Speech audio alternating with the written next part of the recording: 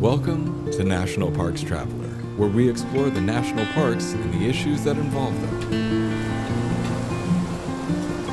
Our climate is changing, and not subtly, and it's having a great and visible impact on the national park system. This past summer, we saw flooding at Yellowstone, Death Valley, Joshua Tree, and Great Smoky Mountains National Parks, as well as at Mojave National Preserve.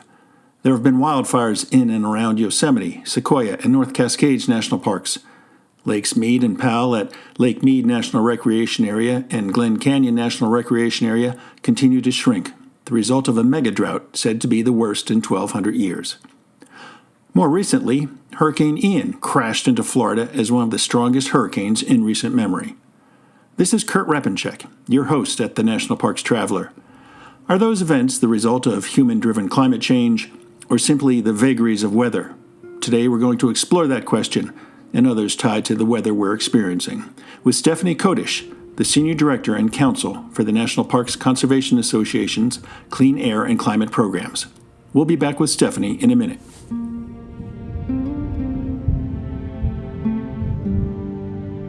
Listener and reader support make National Parks Traveler possible every day of the year. If you enjoy the Traveler's content, please consider a donation via nationalparkstraveler.org. The Yosemite Conservancy helps visitors connect with Yosemite through adventures, volunteering, and the arts. It's the only nonprofit dedicated to supporting Yosemite National Park and funds grants to improve trails, restore habitat, protect wildlife, and inspire the next generation of nature lovers. Learn more at yosemite.org.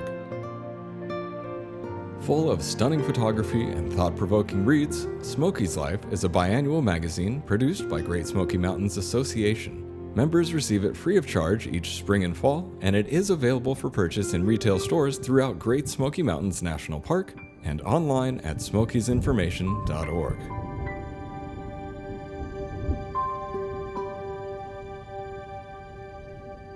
Welcome to the Traveler, Stephanie.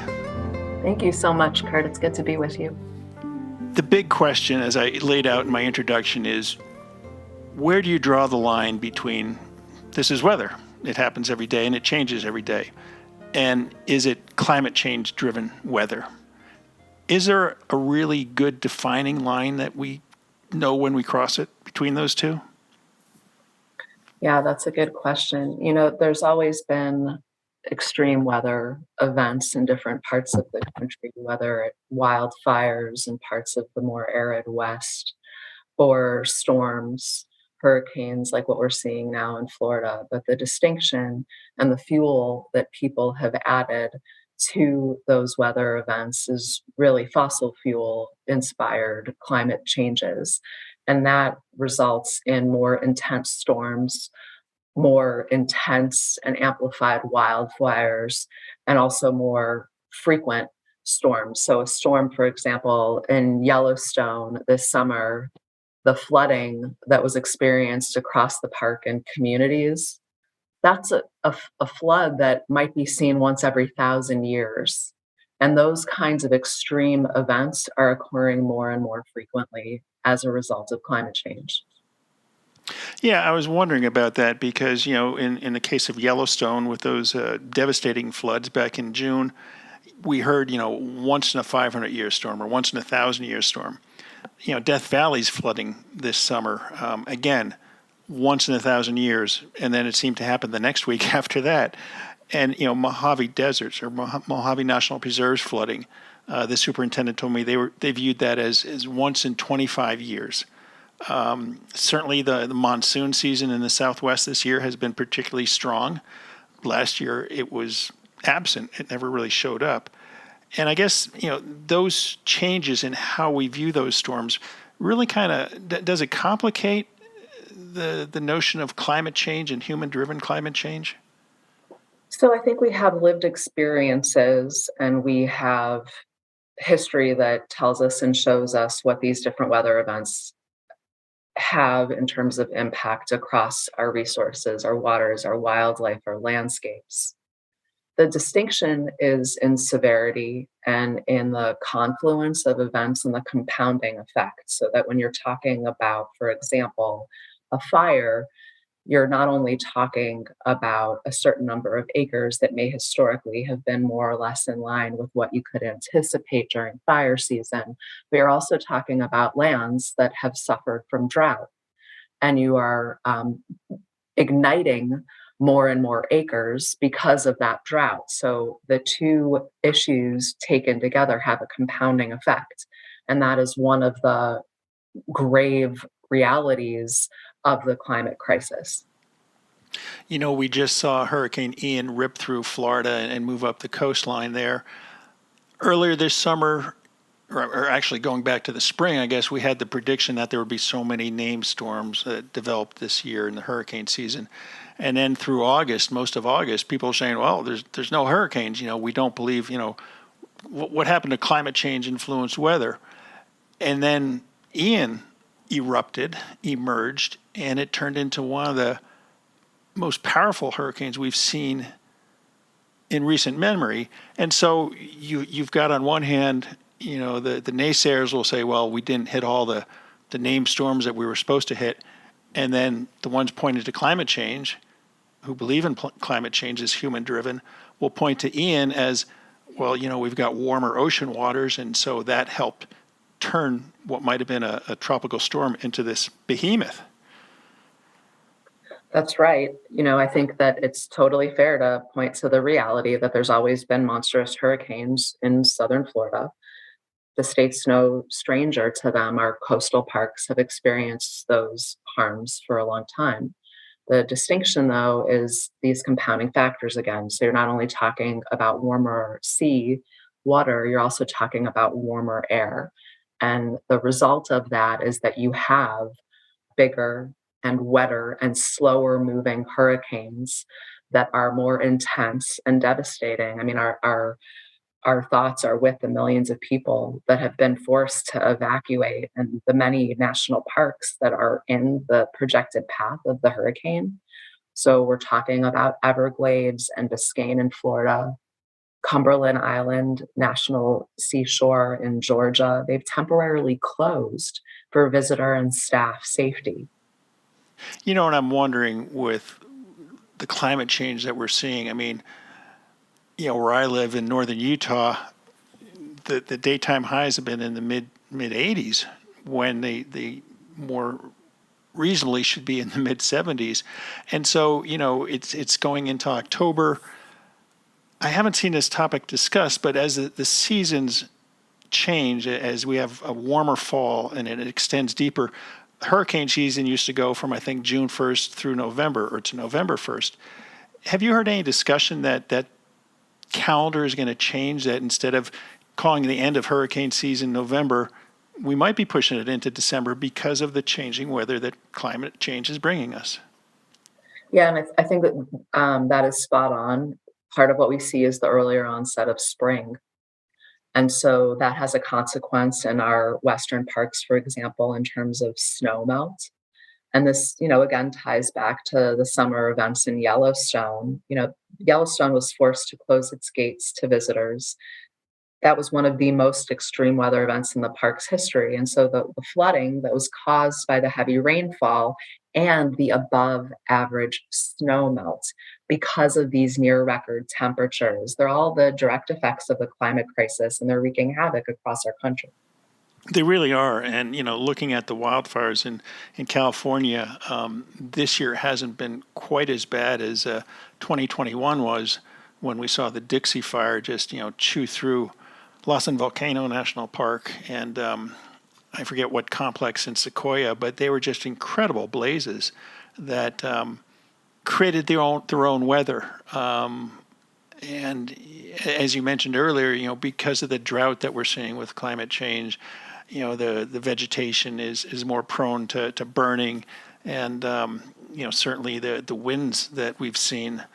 It's hard to ignore what's going on in terms of climate. Absolutely, it's an alarming trend, and it also places our parks at the forefront of the climate crisis. I think that people see and experience our national parks as emblems of the best that our nation has to offer, and it is one thing when there is an event happening in someone else's community. It's a very different thing when you recognize that as an American, these national parks are your birthright. And the climate is wreaking havoc. These changes are wreaking havoc across our national park system. And the damage is nothing new. These extreme weather events are happening all across the country. And for years, the Park Service has been operating on a shoestring budget, and it's trying to deal with decreases in staffing and record visitation, as well as decaying infrastructure. And so, on top of all of these challenges, our parks are needing to deal with these intensifying threats to cultural, natural, historic resources from extreme weather. It really is changing the face, and not just in places like Yellowstone, where you're going to see a realignment of that north entrance road that comes down from Gardner down to Mammoth Hot Springs. But you go down to the coastal areas, the coastal parks. I mean, Biscayne National Park already is 95% underwater naturally. Is it going to get to 100% underwater? What's going to happen with Everglades National Park and the Flamingo area? Is that going to be going underwater? And you can just run up the coastline and watch what's going on, whether it's Cape Lookout National Seashore or Cape Hatteras National Seashore, or even up, Cape Cod National Seashore. Yeah, and I also think about, some of our cultural and historic sites like Harriet Tubman and the communities that are adjacent and most vulnerable to the impacts of the climate crisis, and how we are at the monumental time where there's this influx of new funding through the Inflation Reduction Act, through the infrastructure bill, that we could really be thinking not only how are we going to help support climate resilience across our national parks through green infrastructure, through restoration and adaptive practices, but also importantly through carbon mitigation, so that we're not only looking to address the harms that we have before us, but also mapping towards the future that we want, where we're blunting the worsening of those impacts by being wise in terms of our planning and transitioning the economy towards clean, so that we are electrifying transportation, so that we're making sure that we have a clean electric grid. And those are critical things to protect our national parks. They really are. We're talking today with Stephanie Kodish, the Senior Director and Counsel for the National Parks Conservation Association's Clean Air and Climate Programs. We're going to take a short break and we'll be right back.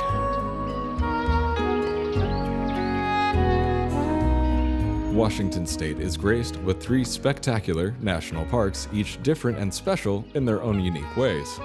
As the official nonprofit partner and the only philanthropic organization dedicated exclusively to supporting these parks through charitable contributions, Washington's National Park Fund has a mission to raise private support to deepen everyone's love for, understanding of, and experiences in Mount Rainier, North Cascades, and Olympic National Parks. Share your passion for these parks at WNPF.org. The Grand Teton National Park Foundation is a private, nonprofit organization that supports projects that protect and enhance Grand Teton National Park's cultural, historic, and natural resources. By funding initiatives that go beyond what the National Park Service could accomplish on its own, Foundation donors improve the visitor experience and provide benefits to the national park system for decades to come. See their successes at GTNPF.org. Whether it be strategy, business planning, change management, board development, executive search, or diversity planning, Potrero Group is here to help. They mix the depth of experience in the parks and land space with the breadth of best practices from other industries. For more information or to schedule a preliminary conversation, go to potrerogroup.com. Potrero group.com.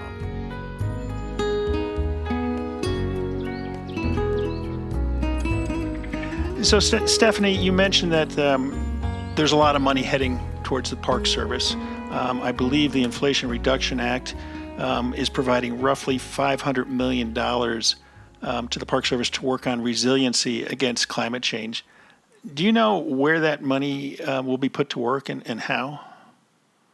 I have rough breakdowns. The Park Service is still working to determine how it will be implementing with these funds. But what we do know is that there are several pots of money dedicated to particular things, and that includes $500 million for the Park Service to hire staff.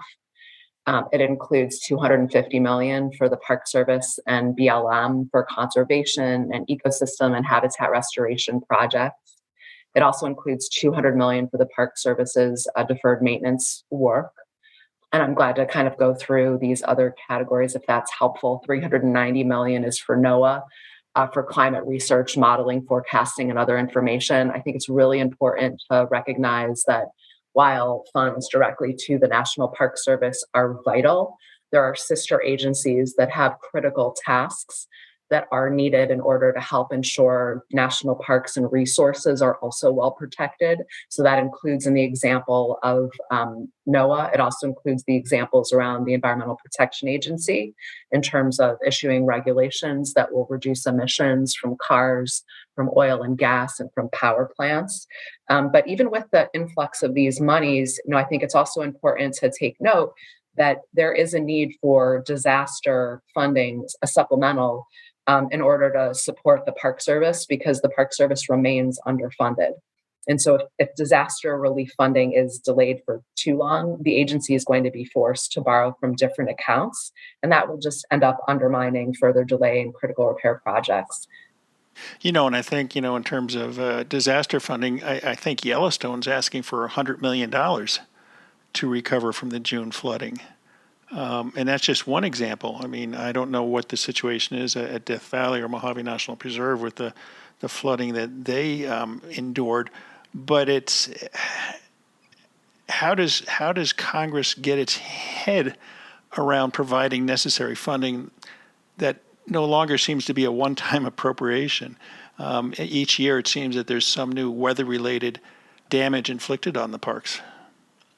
Well, I think there's a moment here to true up what the realities of climate disaster mean. We're around the corner from the 10-year anniversary of Hurricane Sandy that just devastated the New York Harbor, Gateway National Park, the Statue of Liberty. The price tag for the climate-induced disaster there is around $300 billion. Yeah. But there's a lot of lessons to be learned from that moment. And I think those lessons include a bipartisan ensemble coming together in order to support the repair and restoration of those park sites. Republicans and Democrats unified. They recognized the need to pull together resources in order to support the rehabilitation of those places. And I think that we have an opportunity to engage similarly, to recognize the commons, the things that we share, the values that we share, and prioritize dedicated funding in order to elevate and protect those things. And at the same time, we need to be wise in terms of how we do it. And that wisdom needs to dictate that we center vulnerable populations, that we look across our national parks as these galvanizing forces that can help bring bipartisan peoples together, and that we map towards a different sustainable future that's mounted on clean energy and smarter systems, so that we don't just put bandages on problems that we have of today, but that we're actually creating the kind of sustainable infrastructure and systems that are necessary for our parks to thrive, for our communities to be healthy. You raised some interesting points there, and I can't believe it's been a decade since Sandy, because it just seemed like yesterday we were writing about that. And I remember we did a big series of stories looking at a number of parks, Fire Island National Seashore, and certainly Gateway National Recreation there in the New Jersey, New York metropolitan areas, as well as other parks, and lessons learned.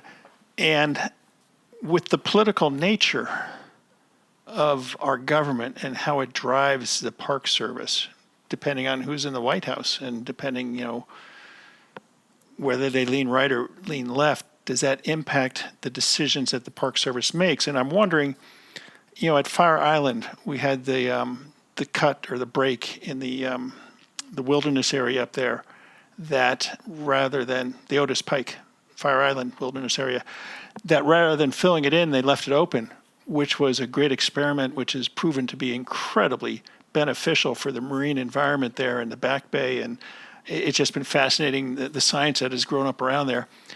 And then you move down the coast to Cape Hatteras National Seashore with, it's a barrier island. Barrier islands move, sea level impacts it, and storms certainly impact it. And it seems that in that situation at Cape Hatteras, repair comes before letting natural events take place. It's got to be a tough choice for the Park Service. I think it is, and I think, their internal policy guides them to first aim to resist, right? To evaluate what it is that they can resist, and what they're not able to resist, they need to accept and direct their resources and their efforts to try and do their very best in order to manage our parks and our resources. And I think that the reality is that when you center national parks in the climate context, you have this unbelievable physical and political climate solution. We recently, NPCA recently did polling, and across all political spectrums, an overwhelming 88%, or 9 out of 10 Americans, said that climate change is negatively impacting America's parks. People understand that they are flooding and melting and drying. And, what's also astonishing is that a strong bipartisan majority see parks as part of the solution. And it's, I say astonishing, but it's actually not astonishing because it's obvious. These are places that we connect to, that inspire us, and we want to protect and care for them. And I'll just throw out one other statistic for you from this polling that we did, which is that a majority of Americans, regardless of their political affiliation, are more likely to support representatives if they are supportive of efforts to address climate change's impacts on national parks. This is different than what we see across the board, right? We know that for quite a while, the sentiment of the American public has been misunderstood, and there has been misperceptions that most people don't know about or care about climate harms, when in fact what we've learned most recently through nationwide polling is that far more people know and care and want to see climate action. So these are unifying themes. And when you are looking at those unifying themes through the lens of national parks, there is an incredible import, need, and value for us to beeline towards climate solutions. Is there evidence that those polling results are impacting Congress? And by that, I mean, is Congress rising up to share those concerns about the national parks and working to see that the Park Service has the tools necessary to grapple with whether it's climate change or wildfires or any other sort of natural or man-inflicted disaster? My sense is that we are in a historic and game-changing moment. I think that one thing that became transparent with the passage of the Inflation Reduction Act of 2022, the $1 billion of funding for national parks to support and sustain climate resilience and to invest in transitioning our energy systems and our transportation systems, while also importantly centering the need for science and data to govern what we do and how we do it. I think that the moment that we're in tells us that times are indeed changing, and that there is a willingness for Congress to find solutions. Now, it's deeply unfortunate how divided the vote was in order to pass the Inflation Reduction Act. Yeah. But it's nonetheless law. Good point. We're talking today with Stephanie Kodish, the Senior Director and Counsel for the National Parks Conservation Association's Clean Air and Climate Programs. We're going to take a short break and we'll be right back. Our friends at Interior Federal Credit Union offer Bill Pay, a free service in digital banking that allows you to pay your utilities, credit cards, and other bills, as well as track your payments quickly and securely. You can schedule exactly when you need your payments sent and whether to make a one-time or recurring payment. It's convenient and good for the environment. To sign up, log into online banking, choose Bill Payment from the top tab, and follow the instructions to register. Not a member yet? Go to interiorfcu.org and click on the membership icon on their homepage. Federally insured by NCUA. The Everglades Foundation, the only organization whose sole mission is to restore and protect America's Everglades. Learn more at evergladesfoundation.org. Acadia National Park is one of the 10 most popular national parks in the United States. It is also one of the smallest and most vulnerable. That is why Friends of Acadia exists. Friends of Acadia is an independent organization of passionate people, inspiring those who love this magnificent park to make a real and lasting difference for Acadia. You can make a difference at friendsofacadia.org. The Blue Ridge Parkway Foundation is the primary nonprofit fundraising partner for the Blue Ridge Parkway. It is made up of people who have a deep love for this majestic road and want to ensure that its natural beauty and the experiences it offers endure for generations to come. Show your appreciation at brpfoundation.org.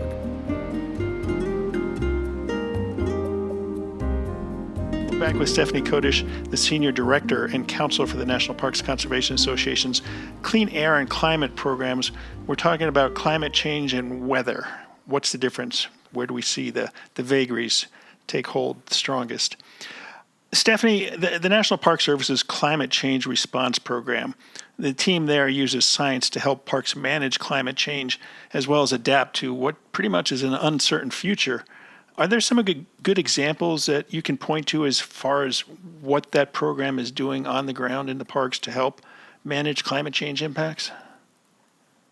Yeah, well, so the Climate Change Response Program pulls together a great amount of data, and they identify different management tools to help individual national parks assess and make management decisions so that when they are faced with hard choices about how they're going to allocate their finite amount of resources, they have the backing and support of other different experiences and how they can go about assessing those situations that are highly locally and resource sensitive and specific.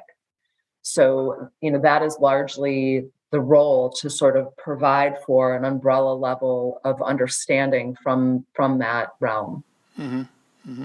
But in terms of, on the ground examples that are going on, would one be what's going on with the tidal basin project there at the National Mall? I mean, we've got sea level rise there that's been inundating, over by the Thomas Jefferson Memorial and sinking some sidewalks twice a day as the tide comes in and comes out. Yeah, and I think that in those situations, there are questions that motivate very challenging decisions. They implicate material use, they implicate route, they implicate the wisdom of siting in certain locations over others. Mm-hmm. And those are the kinds of decisions that our superintendents and managers of our federal lands need to make on a more and more frequent basis. Yeah. And I guess a larger example of that being played out right now is up in Yellowstone, where they are debating whether there's a smarter route to put that north entrance road to get it away from the Yellowstone River, just because the road, I guess it's been a miracle that it hasn't been impacted like this before, either from floodwaters coming up from the river during storms or cliff slides falling down upon the road. And so I know I've talked to the superintendent, Cam Shawley, and they're definitely looking at rerouting it with climate change in mind. That's right. And those, have grave and clear implications for so many different buildings and roads and bridges. And there's a need to think about, how do you rebuild effectively?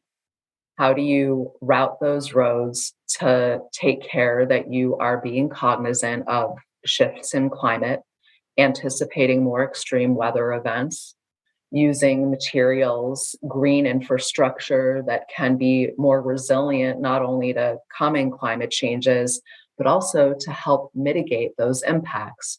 For example, if you're talking about coastal restoration, or if you're talking about wetlands or seagrasses, how do you combine the need for more resilient infrastructure with the potential to also serve as a sink for carbon and help absorb some of the carbon in the atmosphere that's contributing to the harm?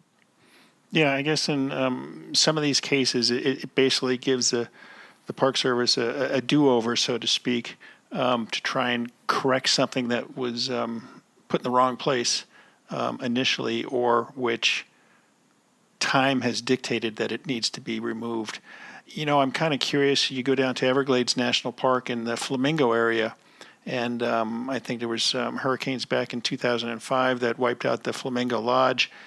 And ever since then, they've been trying to come up with a plan to provide housing there, and they're making progress. They've got the, for lack of a better word, the glamping tents or the eco tents that can be pulled down in the face of a hurricane like Ian, and they're also creating modular type lodging units that I think are either on a 6 foot or a 10 foot stilt, so to speak, to deal with hurricanes and withstand them. And it would have been curious if Ian had made a direct hit on Flamingo area, how those would have played out. Were they good decisions, and are they engineered properly to withstand climate change? It'd be an interesting live experiment, if you will.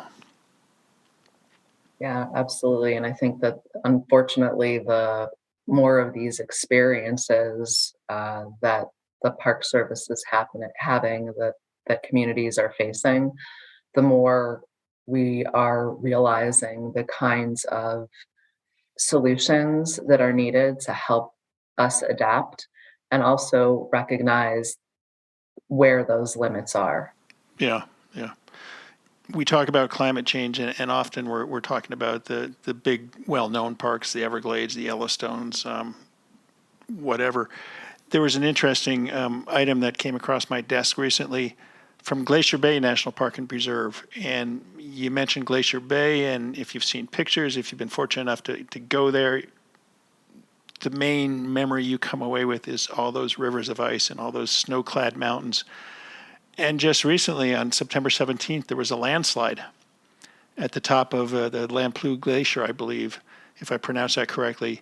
And it covered almost 2,000 acres with mud and dirt and other debris that had come down. Climate change or natural events? Any thoughts on that? It's a tough one. They do get landslides there. There was one in 2012. I think there was one in 2014. So they're not totally alien to that. It's just the contrast between these rivers of ice and being covered by a dirt and mud landslide. Yeah, I mean, I think about it not in terms of whether an event would or would not happen with or without climate change, but how much intensity, how much more devastating are the effects of that storm, that flood, that mudslide. And I think that amplifying factor is a direct line from climate change. And I think what I want to just say is that there's a direct connection between those more intense, more frequent events. It's not a question of whether they would or would not happen. It's a question of degree. It's a question of how great is the devastation going to be to these parks and resources, whether and how will different wildlife species and ecosystems be able to replenish and restore. That's a good point. The resiliency of the wildlife, of nature. And, we were talking about hurricanes and how Hurricane Ian became such a potent storm because of warmer ocean waters. And one of the impacts of climate change that I think is often forgotten about is what's going on beneath the surface of the oceans. And specifically in the Caribbean and creeping up into Florida, you've got the stony coral tissue disease, which is devastating some of the coral reefs down there. And I had a marine biologist tell me, she wrote a story for the Traveler, that what's going on with the corals is an ecosystem event, much as the 1988 wildfires in Yellowstone were an ecosystem event, and we have to pay attention with it. And getting back to resiliency, I know there is experiments with different treatments to try and slow the spread of stony coral disease, but there's news that the Great Barrier Reef over in Australia, which we had thought was being lost to coral bleaching, is coming back. Any thoughts on what's going on there? I mean, are corals figuring out a way to survive warmer temperatures? I can't speak to that. I can't speak to that. Sorry. If you All can right, no believe worries. I Thought I'd throw it out there. Yeah, no, that's a fascinating study and a fascinating question. I would love to learn more about that. Yeah, no, too often we look at terra firma and what's happening on top of the ground, and it's easier to see certainly than diving underwater to look at what's going on with the corals and the fisheries they're impacted by all these dynamic changes that are going on. It's certainly, I'm sorry, go ahead. Well, what you just mentioned actually, I think, makes me think about a really compelling point, which is the resilience of nature. And that when we create the opportunity, when we mitigate the harm, it astounds us. But at the same time, the glaciers in Glacier National Park continue to shrink. There was a study earlier this year from Kenai Fjords National Park and looked at 19 glaciers, and I think only 2 or 4 of those were advancing. Everything else was retreating. When you take the glaciers out of a place like Glacier National Park, it has a profound impact on nature and wildlife and flora, as well as the human experience. And so the resiliency there, I don't think we're going to see in our lifetimes. No, I think that you are right, and it is important to point out that some of these changes are irreversible. Certainly in our lifetimes, and in the lifetimes of our children, when you consider how long it has taken to create a glacier, what temperature changes have to take effect and last for a long time. We had a story from our Canadian editor about the Athabasca, if I pronounce that right, glacier up in Jasper National Park. And she was up there recently, and there are markers on the ground. 1982, this is how far the glacier came down. 1992, this is where the glacier was. Basically, those markers were showing glacial retreat. And one of our readers said, well, so what? I mean, I read someplace that 15,000 years ago, these places were under 3,000 feet of ice. And then another reader pointed out that you can't negate human-caused impacts with climate by pointing back 15,000 years. It's an interesting point. It is, and I think it's a wise point. Well, Stephanie, it's been great catching up today and talking about climate change in the park system. It no doubt lends to a lot of research that's going on, and NPCA, I'm guessing, is involved in a lot of projects to both raise the issue with the general public and to work with the Park Service to try and get the tools and the resources they need to adapt. That's right. It's incredibly important that our parks have the kind of funding that they need in order to have ample staffing, to be able to train the staff to do the work that is necessary, to be able to have the funding and resources to address disasters that inevitably climate is driving with greater frequency. And it's likewise very important for us to ensure that there are strong and robust policies that will help support adaptive practices that will mitigate greenhouse gases from fossil fuel combustion, and that will ultimately be win-win-win solutions that will not only benefit national parks and communities, but our planet and help address the climate crisis. Yeah. Well, we'll be watching, and maybe we should catch up in about 6 months or a year and take count of what has happened or what hasn't happened. I would be delighted to connect with you then and hope for some good stories. Okay. Thanks again, Stephanie. Good to talk with you. Of course. Good to talk with you as well, Kurt. That's our show for this week. We hope you enjoyed it.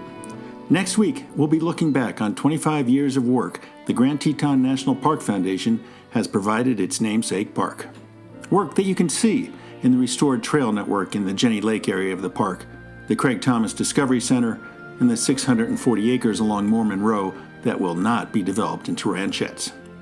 For The Traveler, this is Kurt Repenchek. See you in the parks. The composers and musicians at Orange Tree Productions have created a unique collection known as the National Park Series that has grown to include more than 30 CD titles. Composed against the backdrop of a park's sounds of nature, these musical scores will connect you with these beautiful places and take you there, at least in your mind. This collection is the #1 selling National Park audio series in the world and provides the background music for National Parks Travelers podcasts. Visit them at orangetreeproductions.com.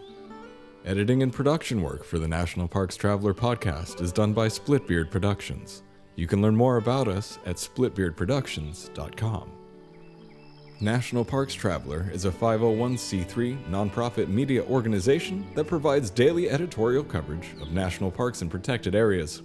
Traveler's coverage is made possible by reader and listener donations. Visit nationalparkstraveler.org.